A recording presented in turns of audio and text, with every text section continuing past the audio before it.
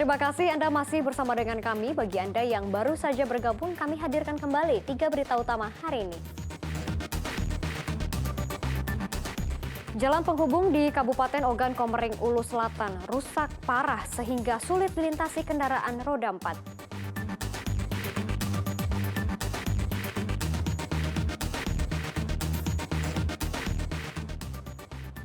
Harga minyak goreng di Kota Palembang kembali turun. Tidak ada batasan pembelian dan tidak perlu menunjukkan KTP.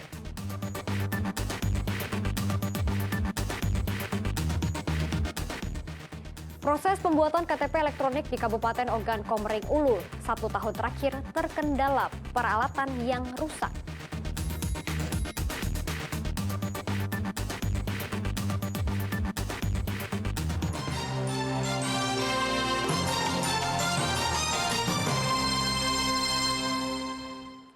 Hampir 1 tahun proses perekaman data KTP elektronik di Kabupaten Ogan Komering Ulu terhambat akibat kerusakan beberapa peralatan pendukungnya. Kendala teknis dalam perekaman KTP elektronik terjadi di Kabupaten Ogan Komering Ulu. Sejumlah alat perekam KTP elektronik milik Dinas Kependudukan dan Catatan Sipil tidak dapat difungsikan. Peralatan yang rusak diantaranya CPU komputer, kamera, dan pendeteksi iris mata. Kerusakan peralatan tersebut telah terjadi sejak 1 tahun terakhir.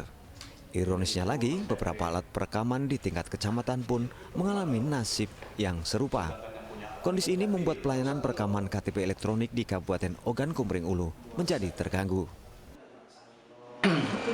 Untuk menyikapi alat-alat perekaman yang rusak di kecamatan, kami di Dukcapil ini sudah berupaya dan menindaklanjuti.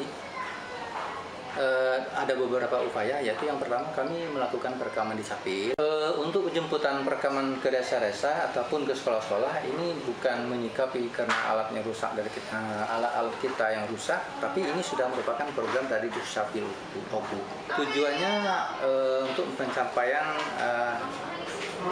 cakupan untuk kepemilikan KTPL-nya. Kantor Dukcapil Kabupaten Ogan Komering Ulu telah melakukan permohonan penggantian, namun sampai saat ini belum terrealisasi. Semua proses perekaman KTP elektronik di Kabupaten Ogan Komering Ulu untuk sementara dialihkan ke Kecamatan Lengkiti dan Kecamatan Paninjauan yang alat perekamnya masih berfungsi. Didi Irwansyah melaporkan dari Kabupaten Ogan Komering Ulu. Sebagai upaya pencegahan penyakit mulut dan kuku pada hewan di Kabupaten Ogan Komering Ulu, kandang ternak disemprot disinfektan dan dilakukan pemeriksaan ternak.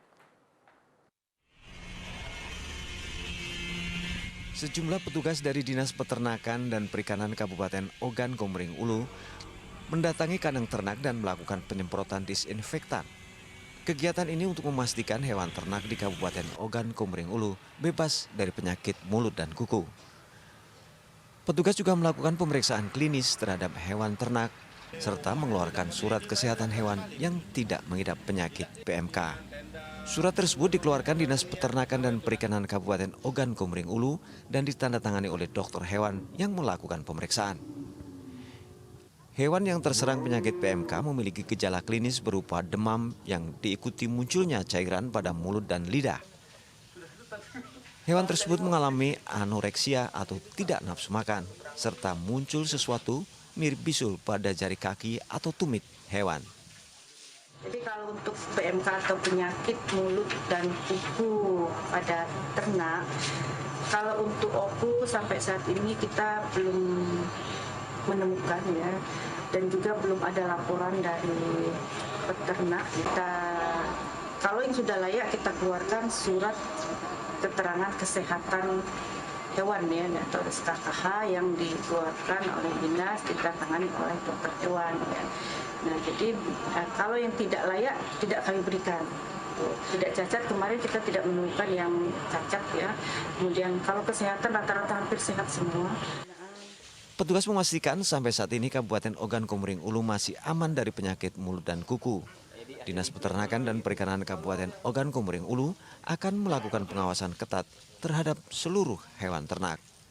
Didi Irwansyah melaporkan dari Kabupaten Ogan Komering Ulu. Sementara itu, upaya pencegahan penyakit mulut dan kuku pada hewan ternak terus dilakukan di Kabupaten Ogan Komering Ulu, baik dengan penyemprotan disinfektan serta pemeriksaan hewan ternak. Untuk memastikan hewan ternak di Kabupaten Ogan Komering Ulu bebas dari penyakit mulut dan kuku, Dinas Peternakan dan Perikanan melakukan pengawasan ketat terhadap seluruh hewan ternak di wilayah tersebut. Selama ini petugas telah melakukan penyemprotan disinfektan di sejumlah kandang sapi milik petani. Selain itu, petugas juga melakukan pemeriksaan klinis terhadap hewan ternak serta akan mengeluarkan surat kesehatan hewan yang tidak mengidap penyakit PMK. Surat tersebut dikeluarkan Dinas Peternakan dan Perikanan Kabupaten Ogan Komering Ulu dan ditandatangani oleh dokter hewan yang melakukan pemeriksaan. Petugas memastikan sampai saat ini Kabupaten Ogan Komering Ulu masih aman dari penyakit mulut dan kuku. Jadi kalau untuk PMK atau penyakit mulut dan kuku pada ternak, kalau untuk oku sampai saat ini kita belum menemukan ya, dan juga belum ada laporan dari peternak.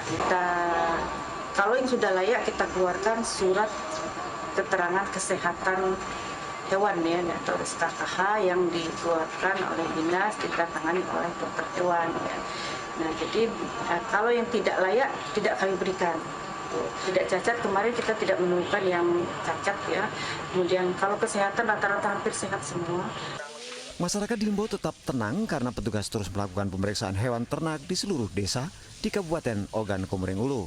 Hewan yang terserang penyakit PMK memiliki gejala klinis berupa demam yang diikuti munculnya cairan pada mulut dan lidah, mengalami anoreksia atau tidak nafsu makan, serta muncul sesuatu mirip bisul pada jari kuku atau tumit pada hewan. Dedy Irwansyah melaporkan dari Kabupaten Ogan Komering Ulu. Ikan gabus biasanya ditemukan di sungai atau dibudidayakan untuk dikonsumsi. Tapi tahukah Anda ada jenis ikan gabus yang justru dipelihara dan diperjualbelikan dengan harga jutaan rupiah? Nah, berikut informasi selengkapnya. Ikan gabus biasanya mudah didapatkan di sungai atau di daerah rawa-rawa. Nah, tapi ada juga loh ikan gabus yang kini menjadi ikan hias dengan harga yang mahal. Ikan jenis canas striata dan bleheri. Ikan gabus dua jenis tersebut yang memiliki motif warna serta bentuk yang unik dijual dari harga ratusan ribu hingga jutaan rupiah per ekornya. Pesona ikan yang dikenal sebagai ikan predator ini juga membuat seorang pria warga Jalan Perguruan Pelaju Palembang bernama Jailani tertarik untuk membudidayakannya. Memelihara ikan gabus terbilang cukup mudah dan tidak memerlukan peralatan yang rumit. Pakan ikan pun tidak sulit didapat karena ikan gabus hias ini cukup diberi ikan kecil atau udang atau bisa juga dengan cacing merah. Demi membudidayakan ikan gabus hias ini, Jailani pun memanfaatkan sisa lahan yang berada di belakang rumahnya. Meski awalnya hanya sekedar coba-coba, namun bisnisnya kini berkembang dengan sukses. Untuk memasarkan ikan hias ini, Jailani pun memanfaatkan berbagai media sosial yang ada. Istilahnya ikan gabus itu banyak jenisnya. Artinya ikan gabus selama ini kan dianggap apa ya? Hampir punah katanya. Untuk makan, sekedar konsumsi. Di samping konsumsi kan katanya hampir apa sekarang? Istilahnya bisa dibilang kategori hampir punah. Jadi kita kenalkan ini dengan ikan gabus. Memang agak repotnya istilahnya kita mayoritas dari luar. Ternyata dari Indonesia juga ada, kan dari Kalimantan. Mendukung sekali program Pak Jailani ini di RT 32 ini, yang mana supaya UMKM kita akan terus berkembang, maju, dan penjualannya meningkat dengan penyebaran di media sosial atau segala macam. Kami harapkan dapat mendukung penjualan dari canamari ataupun gabus. Ikan gabus hias hasil budidaya Jailani yang dijual dari harga 500.000 hingga 5 juta rupiah ini tidak hanya diminati para pecinta ikan lokal saja, tetapi juga mereka yang berasal dari luar kota Palembang, seperti Jakarta, Jawa Tengah, juga Jawa Timur, hingga Kalimantan. Dalam satu bulan, Jailani mampu menjual puluhan ikan gabus hias dengan omset 25 juta rupiah per bulannya. Dedy Irwansyah melaporkan dari Kota Palembang. Dan informasi tadi mengakhiri jumpa kita hari ini. Atas nama rekan yang bertugas, saya Janati mengucapkan terima kasih atas kebersamaan Anda. Selamat beraktivitas dan sampai jumpa.